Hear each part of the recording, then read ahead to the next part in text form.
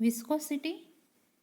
The viscous force which tries to oppose the relative motion between different layers, that is, tries to reduce the difference between their speeds, called as viscosity.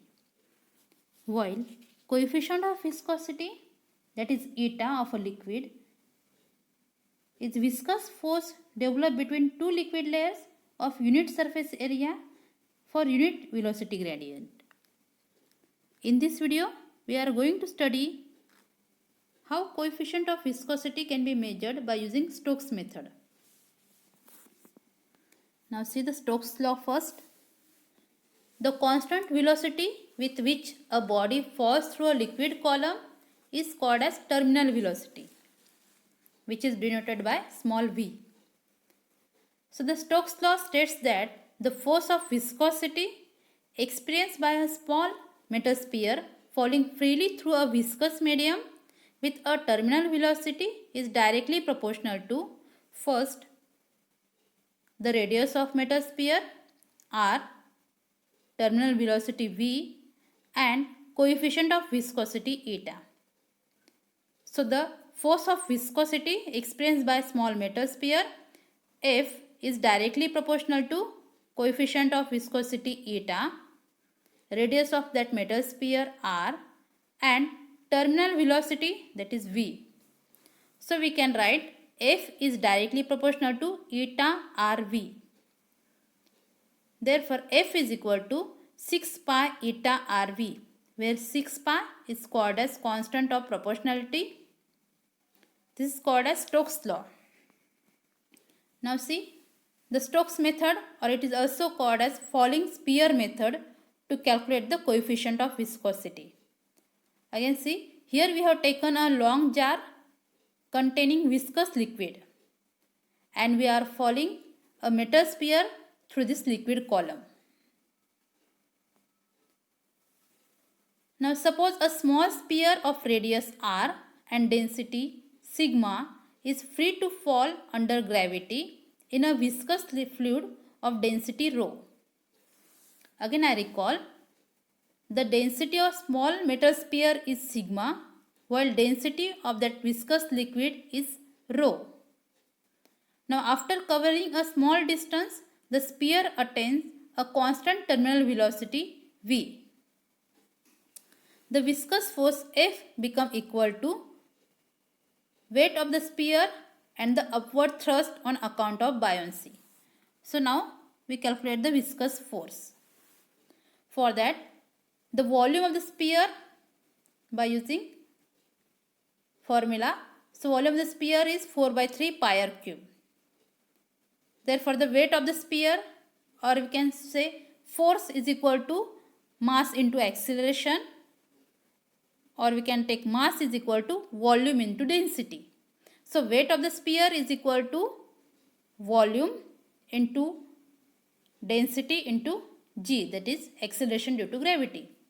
So we can write weight of the sphere is equal to 4 by 3 pi r cube g into sigma. Therefore from the above equation we can write weight of the equal volume of the liquid, that is 4 by 3 pi r cube g into sigma, because the same weight of the liquid opposing that sphere falling through the liquid column. So we can write that retarding force is equal to F is equal to 4 by 3 pi r cube g into sigma minus 4 by 3 pi r cube g into rho. So we get F is equal to 4 by 3 pi r cube sigma minus rho into g. This is called as retarding force, while the accelerating force from the Stokes law is equal to F is equal to 6 pi eta rv. So equating both equations, that is accelerating force and retarding force, we get 4 by 3 pi r cube sigma minus rho into g is equal to 6 pi eta rv. Equating both equations, we get the coefficient of viscosity eta is equal to 2 by 9 g sigma minus rho r square upon v, that is terminal velocity.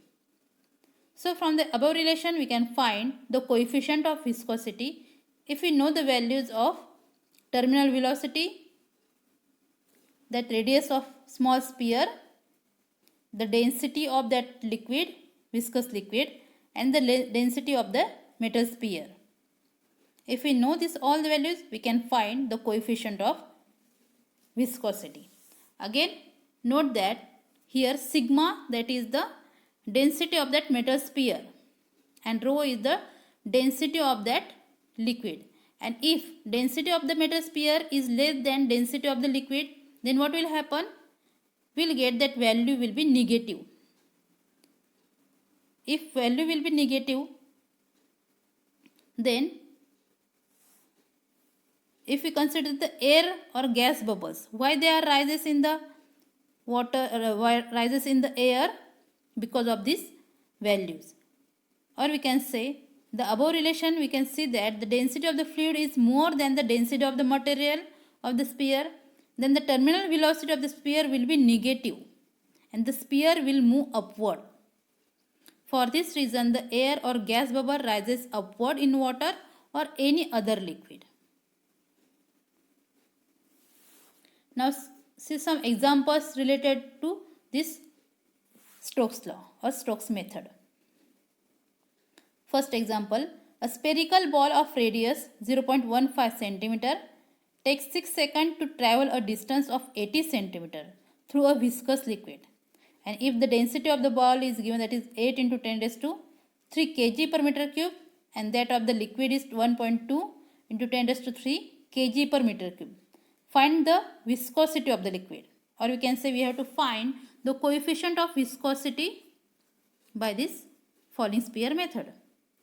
What is given in the example? That is radius is given. Then that is radius is 0.15 centimeter. We can convert that radius into meter, that is 0.15 into 10 raised to minus 2 meter. Again we have to find the terminal velocity, but distance is given, that is 80 centimeter, and the sphere falling time is 6 seconds. So we can find the terminal velocity, distance per unit time, that is 80 centimeter upon 6 seconds, we get 0.13 meter per second. Again, density of that metal sphere and density of that liquid is given, and we have to find the eta, that is coefficient of viscosity. So we have the equation 2 upon 9 into Rg d minus rho upon V, or sigma minus rho upon V. So putting all the values, we can find the coefficient of viscosity, which is equal to 0.25 Newton second per meter square. Again see another example on the same basis, that is a spherical ball of radius 2.2 millimeter and the density 8 into 10 raised to 3 kg per meter cube falls through a liquid of density 1.3 into 10 raised to 3 kg per meter cube. And here we have to find the terminal velocity, while coefficient of viscosity is given, that is 0.45 Newton second per meter square.